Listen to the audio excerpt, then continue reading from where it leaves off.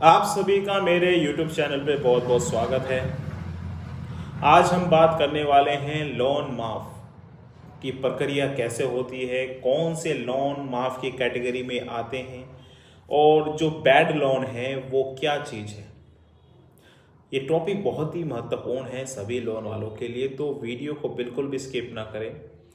आज हम इस टॉपिक पर लोन माफ़ी से लेकर बैड लोन को लेकर आज प्रोसेस के लिए सरकार लोन कौन से माफ़ कर रही है, कौन से लोन आपकी कैटेगरी में आते हैं माफ़ी के, नहीं आ रहे हैं, कौन से वो लोन हैं, आज हम सारा कवर करने वाले हैं इस वीडियो में। वीडियो को स्किप ना करें, पूरा देखें। अगर आप मेरे चैनल पर नए हैं तो सब्सक्राइब कर दें चैनल को और बेल आइकन को ऑन कर दीजिए। तो हम सबसे पहले हम बात करते हैं लोन डिफ़ॉल्ट। लोन डिफ़ॉल्ट 90 दिन, जब आप कोई लोन लेते हैं और लोन डिफ़ॉल्ट हो जाते हैं, कोई ईएमआई बाउंस हो जाती है और 90 दिन तक हम नहीं दे पाते हैं तो खाता एनपीए चला जाता है। जब खाता एनपीए चला जाता है तो बैंक का ट्रस्ट कम हो जाता है। अगर किसी का बैंक का ट्रस्ट कम हो जाए तो उस पर काफ़ी प्रभाव पड़ता है। ऐसे ही एनपीए के बाद बैंक पर प्रेशर ज़्यादा हो जाता है कि वो एनपीए हो गया है लोन, उसका ट्रस्ट कम होने लगता है। भाई किसी का ट्रस्ट अच्छा रहे, हर कोई काम ऐसे ही चाहता है, मगर किसी कारण से अगर वो एनपीए हो जाए, मतलब बैड लोन्स, इसे ही बैड लोन्स कहा जाता है। एनपीए ये बैड लोन्स हो गया है तो कोई भी बैंक में अपना खाता नहीं खोलेगा, ठीक है, कोई पैसा नहीं रखेगा, कोई भी रिकवरी नहीं करेगा, तो ये उनके लिए गलत बात हो जाती है, नुकसान वाली बात हो जाती है। इसलिए बैंक ने इसे बैड लोन्स कैटेगरी में रखा है, जो खाता एनपीए हो जाता है। अब बात करते हैं कि एनपीए के बाद और 3 महीने बीत जाते हैं, पैसा रिकवर नहीं होता, तो अब वो राइट ऑफ की कैटेगरी में आ जाते हैं।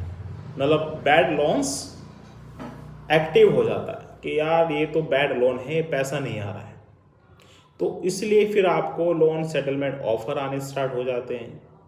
राइट ऑफ तो होना ही होना होता है, तो लोन सेटलमेंट ऑफर देने स्टार्ट हो जाते हैं। 1 लाख का लोन है तो 10,000, 15,000, 20,000 में हो जाता है। वो ये सोचते हैं कि यार राइट ऑफ जाने से बेटर है जितना पैसा आ रहा है वो हमारे लिए अच्छा है, इसलिए वो लोन सेटलमेंट ऑफर्स आपको अच्छे डिस्काउंट पे निकालते हैं। भाई 1 लाख का लोन था, अब 10,000 रुपये में ख़त्म हो रहा है, तो मतलब 90% का डिस्काउंट, तो ये एक लोन माफ़ ही हो जाता है। सरकार ने, आरबीआई की गाइडलाइंस ने ये कहा है कि लोन सेटलमेंट की प्रोसेस करना चाहिए, लोगों को देना चाहिए, तो सरकार भी अपना काम कर रही है। बैंक एनबीसी कंपनी कोशिश करती है कि पैसा जितना ज़्यादा रिकवर हो जाए, मगर जब 90 दिन से 3 महीने फालतू हो जाते हैं तो उनको ये लगता है कि हम अब इनमें डिस्काउंट, अच्छा खासा डिस्काउंट दें और अपना जो भी पैसा आ रहा है वो रिकवर कर लें।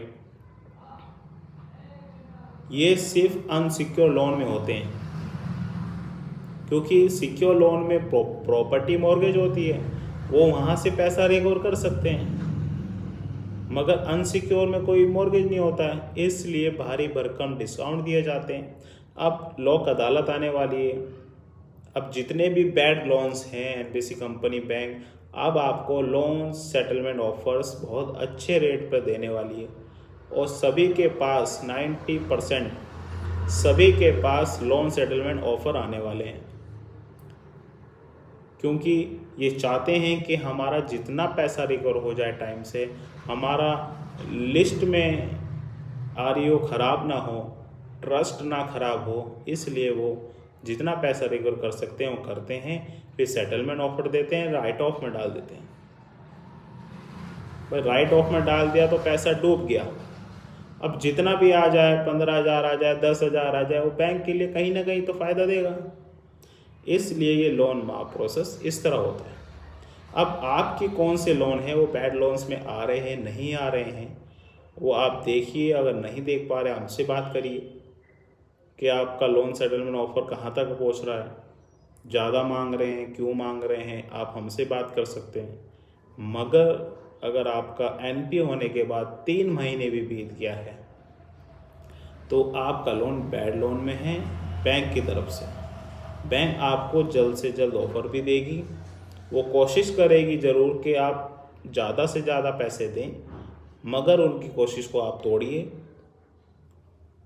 और जल्दी से अच्छा सा बड़ा सा डिस्काउंट लीजिए और लोन सेटलमेंट कर लीजिए। ये आपका एक लोन माफ़ कहलाया जाता है, क्योंकि 1 लाख रुपए देना था और आपको 10,000 रुपये दे के ख़त्म हो गया, तो 90% का आपका लोन माफ़ हो गया है। यही चीज़ होती है। अब सपोज दैट दूसरी चीज़ आती है कि आपने कोई लोन लिया और लोन लेने के बाद आपने 2 ईएमआई दी और आप पैसे नहीं दे पाए किसी कारण से, आपने वो बताया, तो तब भी आपको लोन सेटलमेंट ऑफर मिल जाते हैं अच्छे।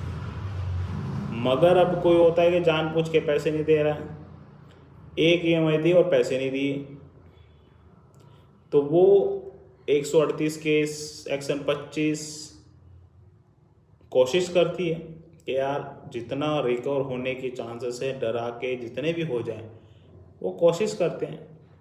आप कोशिश तक निर्भर रहें, टिके रहें, तो आपको भी लोन सेटलमेंट का ऑफर मिलेगा और आपकी प्रक्रिया भी लोन माफी में चली जाएगी। तो इस तरह लोन माफ़ होता है। बहुत से यूट्यूबर्स कहते हैं, बहुत से लोग कहते हैं कि लोन माफ़ हो जाता है। लोन माफ़ कहीं नहीं होता है, वो सेटलमेंट के रूप में ही होता है। कोई कहता है कि लोन माफ़ करा देंगे, कहीं नहीं होता है, ना कहीं लिखा है।